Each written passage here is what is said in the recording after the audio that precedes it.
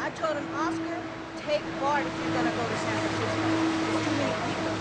So what was in my mind is that I trusted my son to get on BART, thinking that he would be okay on BART, that the BART system would be okay, that the police would be okay, that the whole system would be okay, that he would come home safely.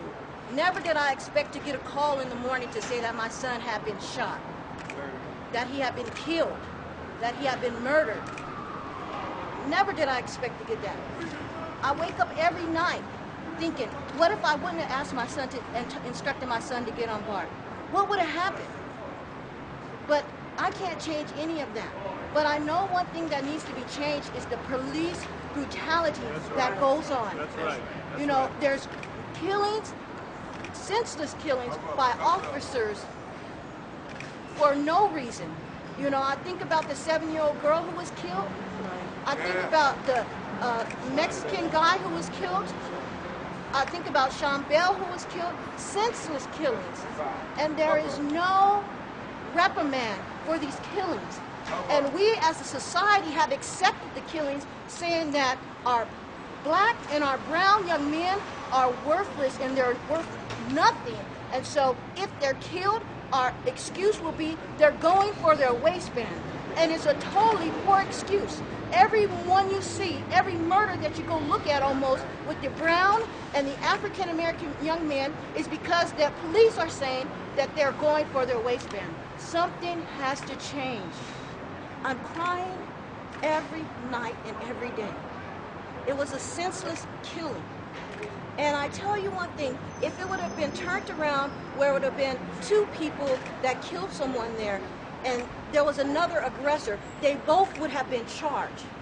And so what do I feel? I feel that Tony also should be charged with some type of crime. Right. I don't think that he should be left without facing any charges. If it was you and your friend that went out and killed somebody, you would, and your friend would be charged. So the same applies. Right. And so we need to have a system that not only applies to the citizens, but the system should also apply to the officers. What I seen in the video that was heart-wrenching to me was my son just taking that picture, letting us know, and letting me know, Mama, I wasn't doing anything. If he was so aggressive during that time, do you think he would have had time to take videos and talk on the phone? If he was doing all that, what they're saying he's doing? That's what was hard.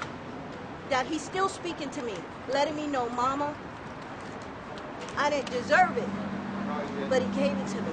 But he's paving a way for us to look at the judicial system and say we need some changes to be taken. Our hope is justice. Our hope is justice.